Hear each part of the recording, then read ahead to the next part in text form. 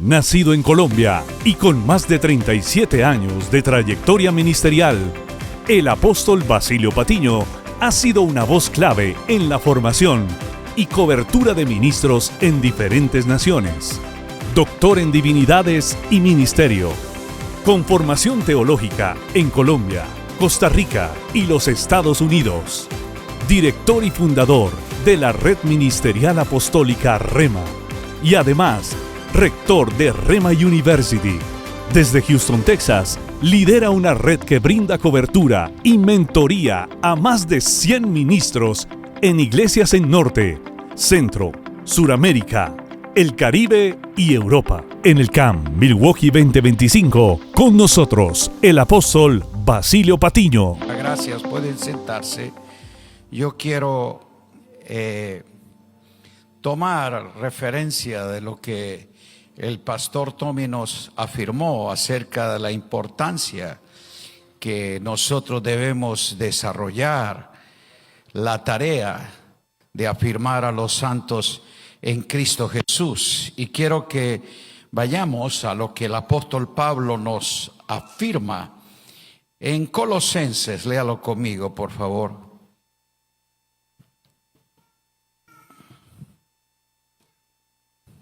Colosenses.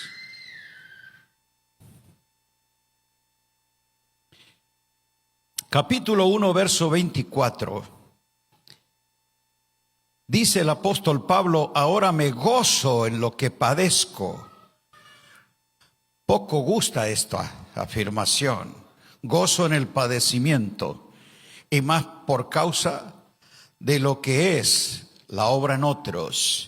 Pero él dice: y cumplo en mi carne lo que falta a las aflicciones de Cristo por su cuerpo, que es la iglesia, de la cual fui hecho ministro según la administración de Dios que me fue dada para con vosotros, para que, esto es lo que quiero subrayar, diga, anunciar cumplidamente la palabra de Dios. Esa palabra que revela el misterio que había estado oculto desde los siglos y edades, pero que ahora ha sido revelado, manifestado a sus santos, a quienes Dios quiso dar a conocer las riquezas de la gloria de este misterio. ¿Qué es este misterio? Cristo. Diga, Cristo en vosotros, la esperanza de gloria, a quien anunciamos, amonestando a todo hombre y enseñando a todo hombre en toda sabiduría, a fin de presentar perfecto en Cristo Jesús a todo hombre, para lo cual también trabajo, luchando según la potencia de Él, la cual actúa poderosamente en mí. Qué extraordinaria declaración de compromiso, de entrega y de vehemencia a esta comisión por parte del apóstol. Pablo escribió a los colosenses una de las exposiciones cristológicas más profundas y prácticas. Y en expresiones cortas, preciosas, pero poderosas, daba un significado muy especial por medio del Espíritu a los creyentes. Y él lo asumió como una comisión divina con un sentido de solemne responsabilidad.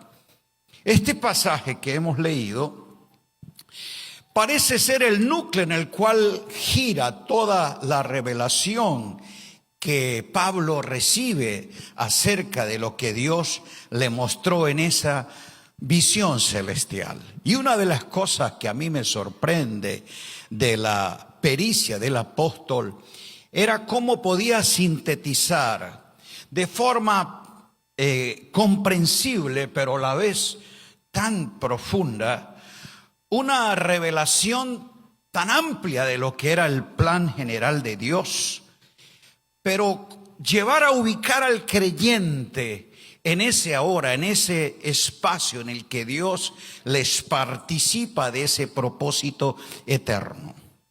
Y Pablo dice esto, que razón por la cual se goza de hacerlo, para completar esa tarea de perfeccionar a Cristo en el corazón de los hombres. Y él dice que se siente satisfecho. Pareciera ser una declaración masoquista, me gozo en el dolor. Pero no, es la perspectiva de la misión cumplida que trae una gratificación al que ha entendido de Jesús, que por el gozo puesto delante de él fue que sufrió. Pablo pone en perspectiva que el dolor, el sufrimiento, el padecimiento, cuando se hace con un sentido de causa que se origina en Dios, parece ser el ingrediente que nos da la fuerza de seguir adelante a pesar de todos los factores de resistencia. Y esta declaración del apóstol tal vez no haya mucho eco en este mundo de exitismo, de resultado, de apariencia, donde la búsqueda del placer y el beneficio propio es lo que lleva a que la gente haga sus decisiones. Pero Pablo sabe que cualquier esfuerzo, y por más estrecho que a veces sea el transitar en este camino en Cristo, se halla un sentido de realización, de plenitud, donde el padecimiento no es comparable con esa gloria eterna que se manifiesta aún en medio de nuestras tribulaciones y que parecieran ser la antesala a esa expresión del reino. Diga, por medio de estas tribulaciones, dice, son necesarias porque nos anticipa de esa gloria eterna que en el reino es dado por nosotros en Cristo. Ahora, ¿en dónde estaba el padecimiento de Pablo?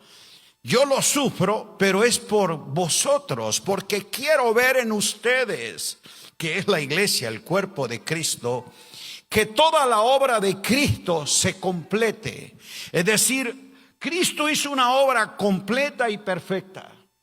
Y yo quiero que se cumpla, que se complete en ustedes, aunque eso me cause dolor, aflicción. Claro que sí, naufragios, cárceles, azotes, persecuciones, intrigas, desprecios, ingratitudes al alma humana pueden causarle dolor, pero para el apóstol pareciera ser como que se convertía en el incentivo de seguir adelante, porque lo tenía claro. Diga, a causa de Cristo. Eso es lo maravilloso de a veces de esta aflicción, que cuando se hace con un sentido de causa, y la causa no es la realización de mis sueños, el logro de mis metas, sino de que Cristo sea formado, sea expresado y conocido en todos. Él dice, yo en esto me gozo. Pocos tenemos como placer la aflicción, porque nos causa molestia, resentimiento cuando alguien nos ofende, cuando hay una ingratitud. Creo que todos hemos pasado por esas cosas que generan a veces como ciertas molestias, y en nuestra carne como el sentido de rechazo a veces a esas personas. Pero para Pablo no, él sabía de que esos padecimientos, ¿sabe cómo le llamaba? Leves tribulaciones. Y que para él sí eran. Mire, lo que Pablo padeció por esta causa, usted no, ni yo hemos llegado ni siquiera a los tobillos de lo que este hombre. Pero mire qué grandeza de espíritu, porque cuando él sabe de lo que le ha sido encomendado, no se amedrantaba, ni se desanimaba por estos asuntos, Porque ese sentido de causa, de destino, definida una meta y a lo cual prosigo, digo, lo que queda atrás, traiciones, ingratitudes y lo que sea, nada de esto. Pablo entendió esta verdad. Diga, sufrir por la causa de Cristo produce gozo. Sufrir por causa de los hombres produce dolor. Pero aquí es donde cuando entendemos nosotros qué es la razón de ese padecimiento, ¿cuál era? Él dijo, que yo pueda anunciar cumplidamente. Esa es la palabra que quiero resaltar, porque va asociado con la doctrina correcta. Si no es la palabra completa, entonces no es palabra de Dios. La palabra de Dios no está mutilada, la palabra de Dios no está parcializada, la palabra de Dios tiene una integralidad, porque corresponde a lo que dice el salmista, diga, todo el consejo de Dios.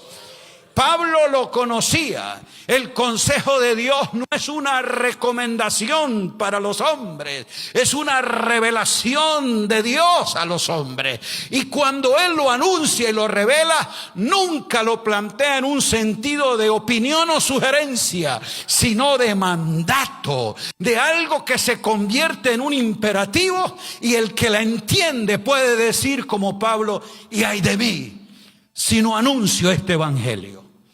Y esa es la razón por la cual Pablo entendía lo que tenía que hacer, porque se trataba de qué, diga, de Cristo en un misterio que fue oculto, pero ahora es revelado, manifestado a los santos.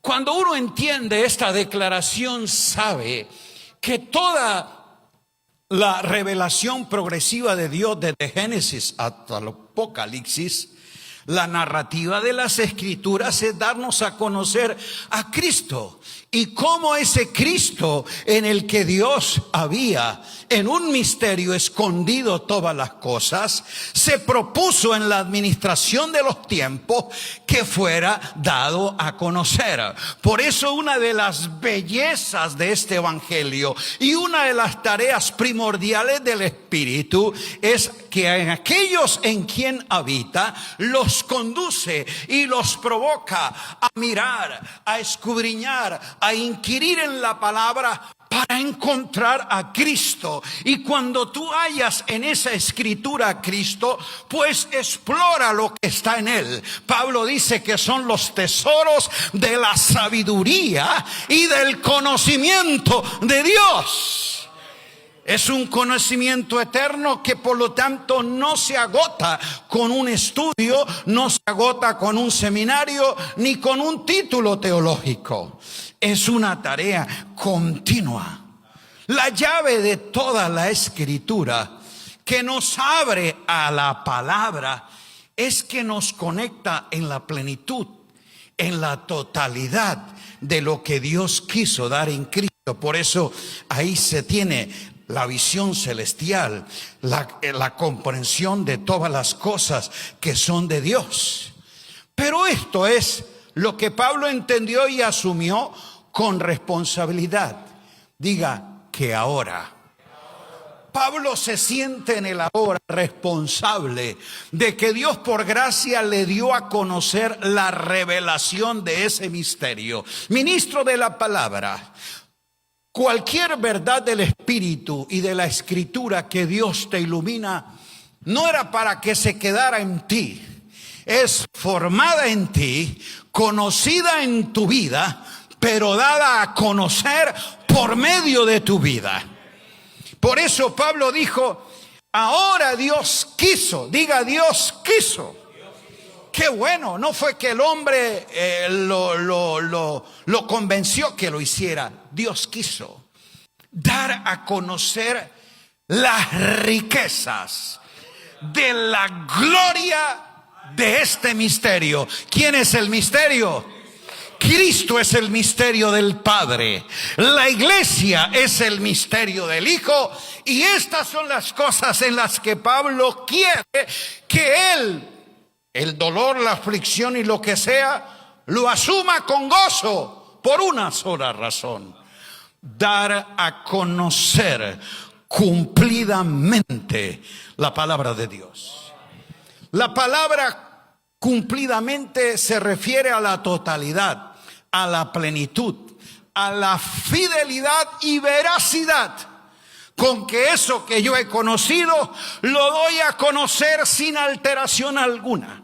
Por eso Pablo, la revelación del misterio no se quedó a la interpretación y criterio propio. ¿Qué dijo Pablo cuando enseñaba y anunciaba esto?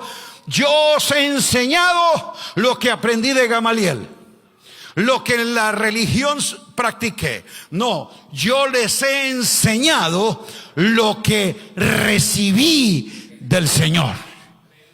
Esa es la fidelidad de todo edificador y que quiere comunicar la buena palabra nutrida en fe, porque es correspondiente a la doctrina, a la instrucción de Cristo.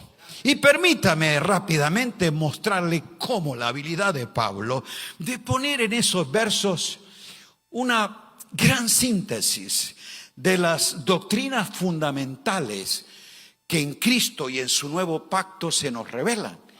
Mira, solo para que nosotros podamos ser provocados a una investigación más profunda, con esta declaración Pablo asoma, diga, cristología. Él enseña que todo el plan de Dios era en Cristo. O sea, es un plan cristológico. Y desde Génesis hasta Apocalipsis, cómo nos hallamos a encontrar el elemento más importante. Ya se nos dijo, no era un texto, no era un tema, era una verdad, era una vida que el Padre quiso que en Cristo se diera a conocer. Diga, dar a conocer. Entonces, este es el privilegio que tú y yo tenemos. Ese Cristo escondido en tipo, sombra y figura a los patriarcas y los profetas, Dios quiso que a ti, qué maravilloso, soy más privilegiado que Abraham, que Noé, que Moisés, que David. Ellos conocieran de Cristo, pero en tipo, sombra y figura. Tú lo conoces y lo tienes en realidad y sustancia. Oh, tú eres de esos santos privilegiados porque están llamados y elegidos de la eternidad, pero presentados en el ahora. Diga, en el ahora. Por eso Pablo habla que esta enseñanza cristológica se convierte en la razón de ser de nuestra fe. Pablo dice, Cristo en vosotros. En esa sola palabra, que más que una fonética, es la revelación de la esencia, de la naturaleza, de toda la plenitud de Dios, diga, escondida en Cristo. Así que no es un asunto de definir el término, que si es Cristo, que si es Mesías, que no es el asunto de definir a Cristo basado en una investigación, diría yo, de términos, sino del conocimiento del Hijo de Dios.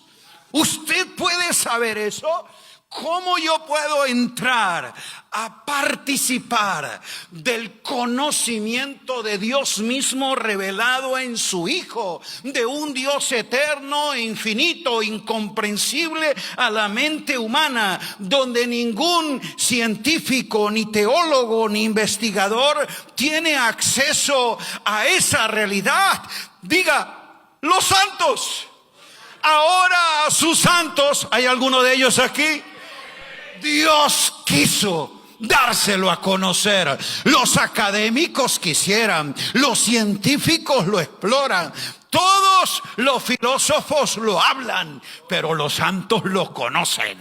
Alabado sea Dios. Y ellos lo conocen no por una cuestión conceptual ni mental, sino es espiritual. Conocen la realidad de Dios revelado en el Hijo.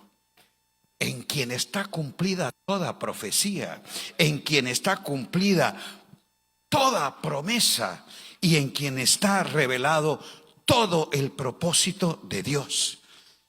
Pablo nos invita a que en Cristo tú puedes conocer al Verbo que se hizo carne, diga su encarnación. Que puedes conocer a Cristo y a este crucificado. O sea que tú puedes entender la obra de la cruz, comprender la grandeza de ese Cristo resucitado y ascendido. Y por eso a nosotros se nos ha confiado el privilegio más grande ahora: dar a conocer al Cristo conocido. Sin embargo, es allí donde en Cristo se revela. Ya le dije que Cristo es el misterio escondido del Padre. Pero ahora, al conocer a Cristo, entiendo el misterio escondido en el Hijo. ¿Cuál es el misterio escondido? ¿Quién? Mire cómo Pablo la pone allí. Cristo. Pero ya tengo la comprensión cristológica, que es inseparable de la revelación eclesiológica, donde como Pablo, más que definirla, la presenta a la iglesia. ¿Qué es la iglesia? La iglesia es Cristo en nosotros. Esa es la iglesia. Ahí dice, a la iglesia, la cual es su cuerpo. Pero ¿cómo la definió? Con un texto, con una definición teológica, no con una expresión real de vida. Cristo en vosotros es la iglesia, la cual es su cuerpo. En otras palabras, Pablo está diciendo, la iglesia es Cristo. Cristo resucitado y dado, por eso es en vosotros, ahora se convierte en el cuerpo que la expresa. Cristo es conocido por una iglesia que le conoce, pero no le conoce en una doctrina, sino en una expresión de vida, porque es su cuerpo. Por eso Pablo en este texto nos dice, y en otros más, que ahora Cristo tiene un cuerpo que expresa la realidad y calidad de su misma vida, pero no la vida encarnada, sino la vida resucitada, ascendida. Porque esa es la unión y conexión y comunión de la cabeza con el cuerpo. Y este es lo que Dios quiso.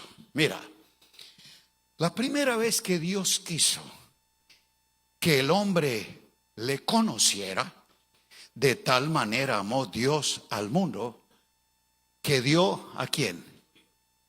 A su Hijo. Mire, el Padre quiso que el mundo le conociera y dio a su Hijo, pero lo dio como cordero.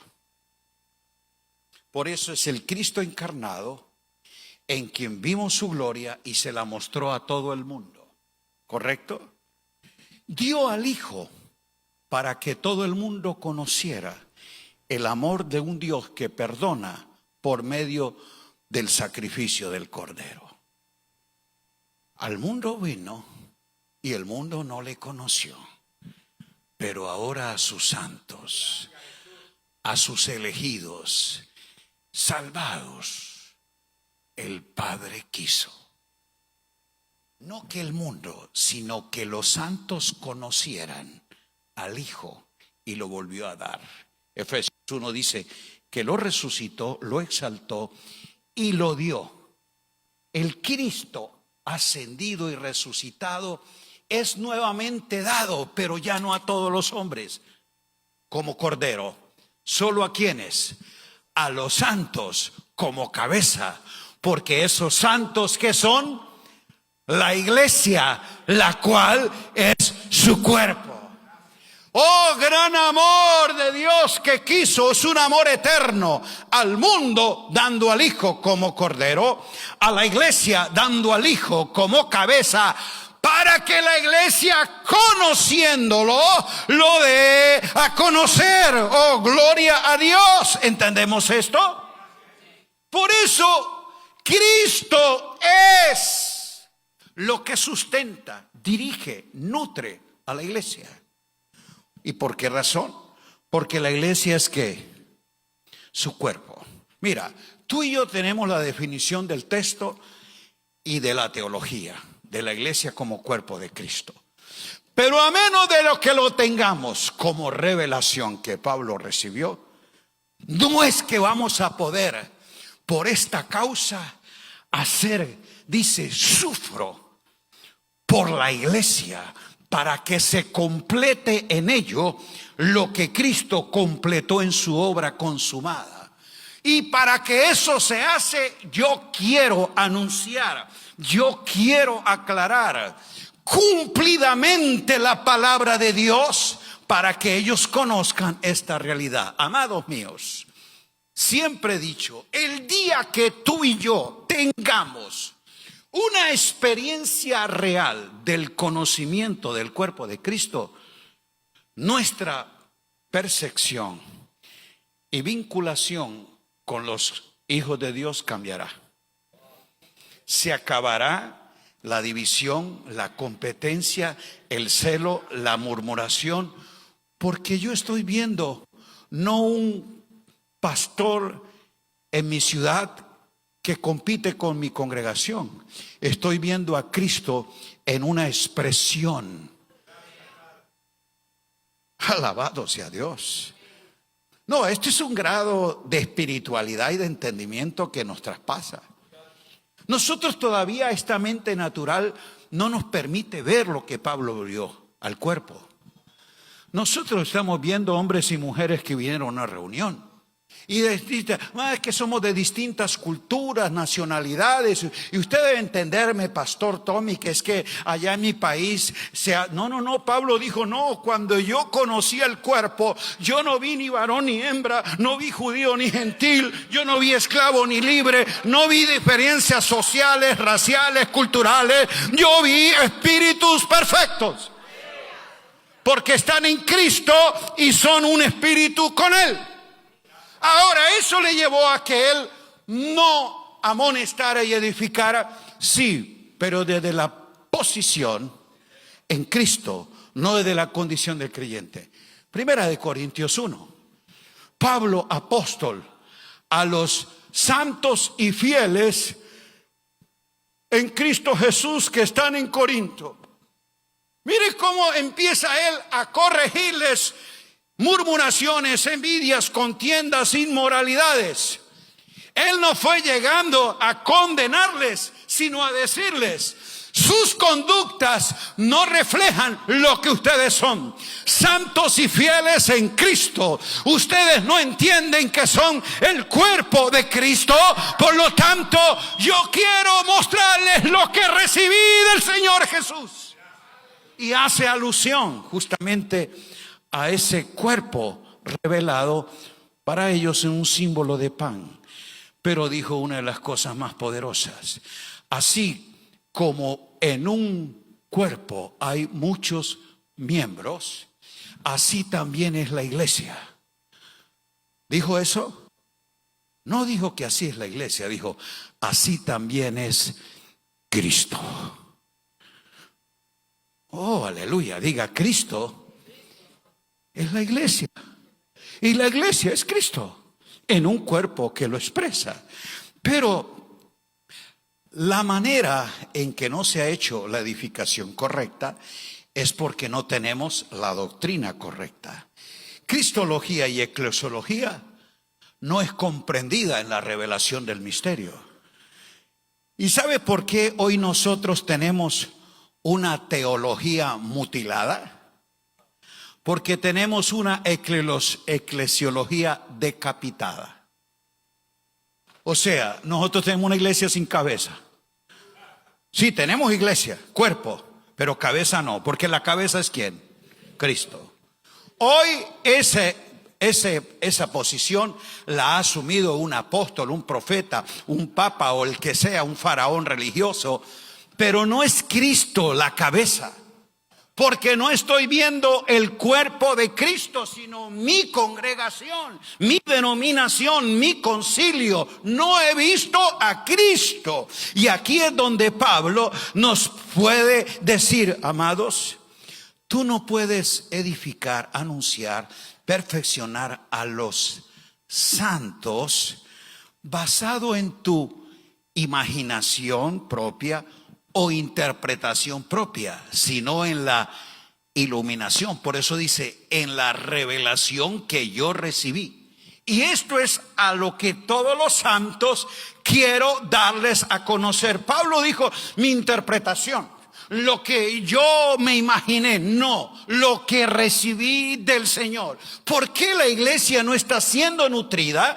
Porque no se escucha la iluminación de la palabra en la revelación del misterio, sino en la imaginación, en la interpretación de cada predicador, como lo escuchamos ahora. Ya Pablo nos está diciendo la cristología, la eclesiología, y mire qué perspectiva se nos anunció ahora. La sana doctrina tiene un componente que aquí Pablo diga la escatología. Para Pablo, ¿qué era la escatología? La definición de una postura de si hay rapto o no hay rapto. Pablo nunca identificó escatología con un evento futuro, sino que la ponen en esta síntesis. ¿Dónde está la verdadera escatología? Cuando tú entiendas que ese escatos, en quien se define el principio y el fin de todas las cosas, no es un evento en la tierra, sino una revelación en alguien, en Cristo. Y lo consumado en la cruz ya lo definió todo. Por eso para Pablo la escatología es esta: Cristo en nosotros. ¿Qué es? ¿Qué es Cristo en nosotros? Eso brinda escatología. No temor al futuro, no pánico por un evento mundial, no temor por la aparición de un anticristo, ni asustado por las señales de los tiempos. Cuando tú tienes clara cuál es tu escatología te genera esperanza, no ilusión, esperanza, porque la esperanza va asociada con la fe, de una fe que espera no lo que Dios va a hacer, sino que sabe lo que ya Dios ha hecho en Cristo, y sabe que su pasado ya fue perdonado, su presente está definido y su futuro está garantizado, porque Cristo es el principio y el fin de todas las cosas. Alabado sea su nombre. Diga esperanza. Cuando comprendes el misterio de Dios en Cristo y lo que Él quiso darnos a conocer, te llenas de eso, esperanza. Esperanza no es un triunfalismo exitoso. Esperanza tampoco es una ilusión vana. Diga certeza.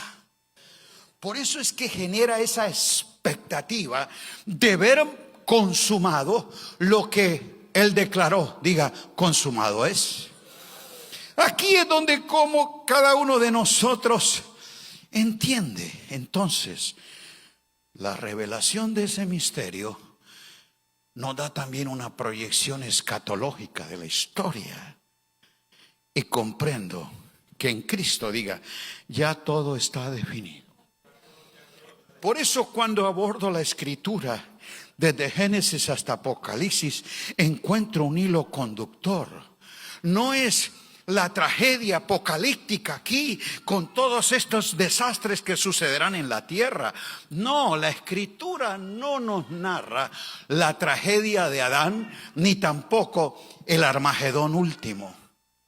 No, la escritura es una historia de amor, surgido de un propósito eterno, en el cual Dios quiso dar a conocer su romance con su Hijo y cómo la iglesia participa de este amor eterno. Alabado sea Dios. ¿Lo estamos entendiendo? Hubo Por eso es que el que conoce ya toda la película y sabe el final, no se asusta en el capítulo que vaya. Sí, esta historia nos narra algunas tragedias y fracasos, pero no de Dios, sino del hombre. Pero como Dios, ¿cómo termina esta película? En Él, Cristo, sobre todo, en todo y el todo. Diga, ya vi la película. Viste que cuando alguien no ha visto la película se asusta. Ay, la van a matar. No, y el otro allá tranquilo comiéndose la palomita de maíz, porque él se la ha visto 3 veces. Él ya sabe cómo termina eso, que al final aparece. Bueno, yo ya conozco el final. Esa película ya la vi. ¿Sabe dónde está escrita? Desde Génesis hasta Apocalipsis. Para unos era un misterio. No, esta no es una película de misterio, es de un romance, porque el misterio ya ha sido revelado, fue descubierto, y conozco el final de todo, porque esto finaliza, es en Él y no en nosotros. Alabado sea Dios. Mire, 3 veces Pablo nos da un ángulo antropológico de las cosas. Diga, a todo hombre, 3 veces lo cita. Si alguien podía darnos una ubicación correcta, justamente del hombre incluido en el plan. O sea, una correcta antropología viene cuando tú tienes una revelación de la cristología. ¿Por qué? Porque el evangelio de Cristo es el único que desmantela el egocentrismo y el humanismo. Cualquier religión, por eso ese evangelio humanista que apela al ego, a la satisfacción, al logro propio, y cualquier esfuerzo es justamente la pretensión del hombre. ¿Y cuál es? El querer ser semejante a Dios. Y Dios dice, yo ya los hice semejante a mí, porque yo quiero que sean semejantes a mi Hijo. Tú tienes una ubicación correcta. El misterio revelado en Cristo le da al hombre una comprensión clara de quién es Él, de dónde viene, por qué está aquí, a dónde va. O sea, quien tiene respuestas a todas las interrogantes del hombre es el evangelio de Cristo. Porque Cristo revela la realidad de lo que nosotros somos. Por eso Pablo diga, en Él. En Él vivimos, en Él somos y en Él nos movemos. No te muevas sin Cristo. No sigas avanzando hacia ti mismo, porque te pierdes. Pero cuando te encuentras en Él, que es el gozo de Pablo, yo lo único que aspiro, ¿qué era lo único que aspiraba? Ser hallado en... Exactamente, me perdí a mí mismo, quise buscar mis sueños, tenía aspiraciones nobles, un celo religioso pero sin ciencia, hasta que fui hallado. Entonces cuando Él me halló, yo me hallé en Él, y desde entonces he dejado de buscarme a mí mismo ni de buscarle a Él. Yo estoy, dígalo, lo dice en Colosenses, diga, completo, pleno, hecho total en Cristo. Alabado sea Dios. El evangelio de Cristo nos lleva justamente a ver al hombre en su verdadero valor. Todo hombre. Qué maravilloso. Pablo ubica al hombre en Cristo y le da el valor que Cristo le dio. ¿Qué es el valor que Cristo le dio? Un hombre perdido, pero no devaluado. ¿Qué era el hombre sin Cristo? Perdido. Y por eso esa moneda, cuando fue hallada, fue celebrada, fue por su valor. Estaba perdida. Se perdió una moneda de un ciclo. Cuando lo halló, valió medio ciclo, no, tiene el mismo valor. ¿Sabe por qué el hombre inherentemente tiene un valor? Es porque fue creado a la imagen y semejanza de Dios. El día que la humanidad y el hombre entendiera desde esta perspectiva cristológica que ese ser humano, independientemente del color de su piel, el país de su nacimiento y la cultura que tenga, es imagen y semejanza de Dios, la vida tendría un valor sagrado. Y el respeto, yo creo que la uno tiene que reconocer que los verdaderos derechos humanos se dan cuando se entiende el valor del hombre en Cristo. El que le da el verdadero valor al hombre es lo que Dios reveló en Cristo. Y lo amó tanto que Él se hizo hombre, para que los hombres fueran hechos como Él es. Y finalmente, el apóstol Pablo nos ubica como iglesia y nos describe nuestra misiología. Mire la síntesis de esto. Diga: cristología, eclesiología, antropología, misiología, están definidas dentro de esa escatología de esperanza. A ese Cristo, dice, ¿a quién anunciamos? Diga: anunciamos.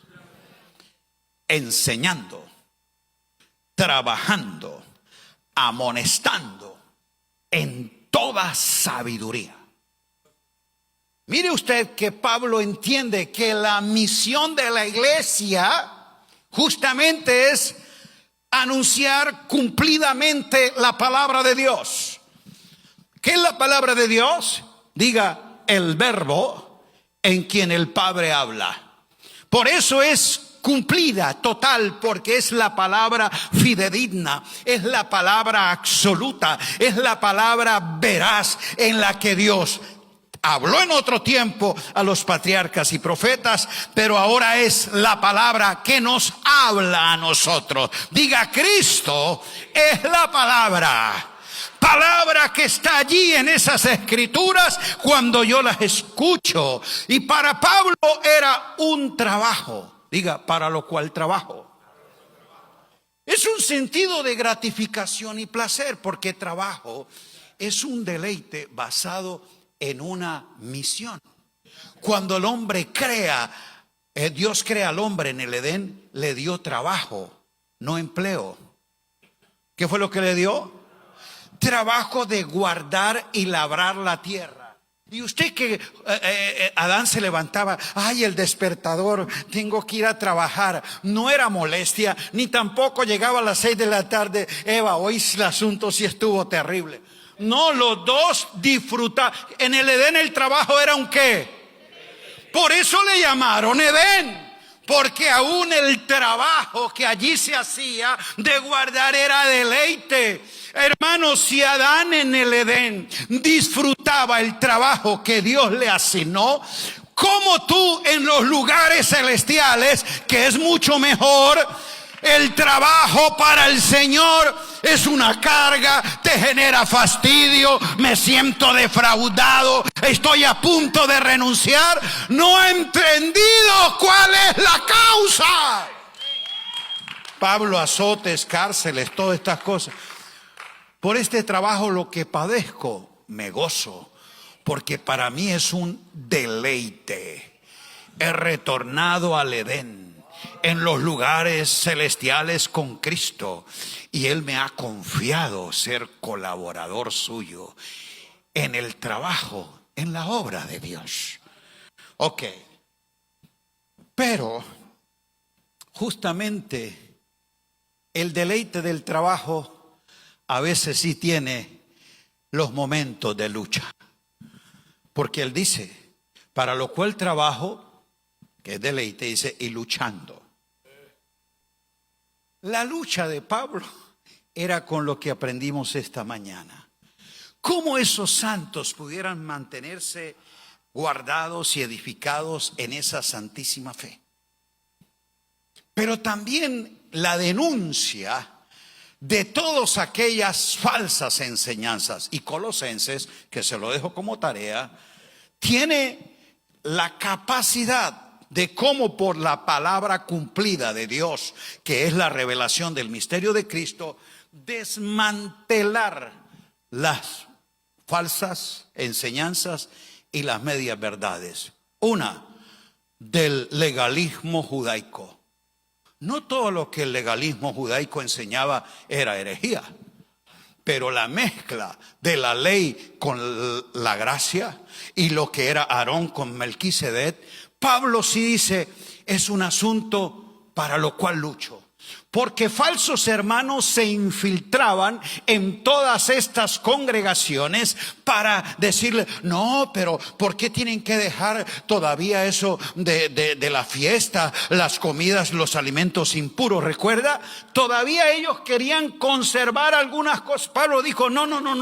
El evangelio que yo recibí lo declara en Colosenses. Ahora en la cruz Cristo eliminó todo eso y nadie te juzgue en comida, bebida, luna nueva, día de reposo, porque Cristo es todo. Luego venía el gnosticismo pagano, que también tenía una media verdad, y era que mostraba a Cristo como el gran maestro, el iluminado, y diciendo justamente que Cristo era el que tenía el pleno conocimiento. Por eso yo hablaba de la gnosis. Pero conocimiento adquirido, ¿por qué? Manejo de ciertas magias secretas, de ciertas escuelas esotéricas, canalización de la energía, privación del placer, negación del dolor. Jesús dominó todas estas cosas, medias verdades. Y entonces llegó a ser tan perfecto que fue el verdadero hombre. ¿Qué se hizo Dios? Pablo dice, no. El verdadero Dios que se hizo hombre es Cristo. Y Él no llegó a ser hijo de Dios por el manejo de la gnosis, sino por el poder de la resurrección, por la obediencia a la voluntad del Padre y porque tuvo el pleno conocimiento, la epinoxis de lo que era el misterio de Dios y lo cumplió. Y lo tercero que estaba en Colosas era el ascetismo humanista. La escuela de los esenios todavía tenía algunas secuelas en algunas comunidades. Gente como Juan el Bautista procedían de esa escuela, vestían de forma austera, muy alejados de la materia del mundo y se encerraban en meditaciones de los escritos. O sea, tenían un asunto de aislamiento total de la materia y del mundo. Entonces se privaban, no tocar esto, no comer aquello, no gustar lo otro, no hacer aquello. Pablo dice, mire, eso la verdad tiene cierta reputación. No coma, no guste, no toque. Eso, pero eso no tiene ningún valor contra la naturaleza pecaminosa. Porque usted puede negarle a la carne sus placeres, pero no la cambia. O sea, usted le puede quitar los colmillos al lobo, pero nunca las ganas de comerse la oveja. Cuando le dé hambre, el lobo va a buscar a la oveja así no tenga colmillos. ¿Por qué? Porque usted le trató de controlar sus apetitos, pero no le cambió la naturaleza. Pablo dice en la cruz, Cristo, el cuerpo pecaminoso, lo llevó allí, lo despojó, lo aniquiló, lo destruyó y ahora tiene una nueva creación en una nueva criatura que tiene un espíritu vivificado. A ese Cristo es el que nosotros anunciamos. Ministro del Señor, disfruta en deleite el trabajo, pero enfrenta en la potencia del Espíritu la lucha. Dios no te envió a una guerra espiritual, sino a una batalla de la fe. Que tú hagas defensa de la verdad que has creído, que pueda anunciar, amonestar, aclarar. Se trata de eso. Que aquellos que Dios te permite dirigir, formar, nuestro gozo es, diga, presentarlos a Cristo. Qué tremenda sería nuestra misiología en su cambio de perspectiva si yo lo que veo en ellos no son diezmadores fieles, sino santos, escogidos y fieles en Cristo Jesús. Que no veo en ellos un número que engrandezca mi logro y ministerio de éxito. Que no veo en la gente una plataforma desde la cual mi ministerio se proyecta. No, que son santos a quienes Dios me ha dado como un regalo para edificarles, pero al final presentarles a Cristo. ¿A quién? ¿Y por qué? Este es mi líder, este es mi asistente, este es mí. Como que si la gente fuese empleada o servidores nuestros, colaborar en Cristo. ¿Aló? Y espero que a partir de ahora, siempre que trates de presentar la iglesia, no hagas referencia al edificio, sino a los santos. Pablo dijo, presentar a todo hombre. Apóstol, mira la iglesia que el Señor nos ha dado y nos muestra el edificio. No, es los santos que el Señor nos ha entregado. Esa es la iglesia, que es su cuerpo, al cual yo tengo que presentárselo al Señor, no a mí mismo. Y esto es donde Pablo nos declara que su objetivo era justamente que esos creyentes, dice, lo hago hasta que ellos puedan alcanzar todas las riquezas del pleno entendimiento, a fin de conocer el misterio de Dios, el Padre, y de Cristo. Qué maravilloso que ya para nosotros no es un misterio, es una revelación que la Escritura nos muestra y que es nuestro compromiso como el apóstol de anunciar cumplidamente la palabra de Dios. No cambies, no alteres, no mezcles este glorioso evangelio, porque este es un asunto de Cristo y no de nosotros. Alabado sea Dios.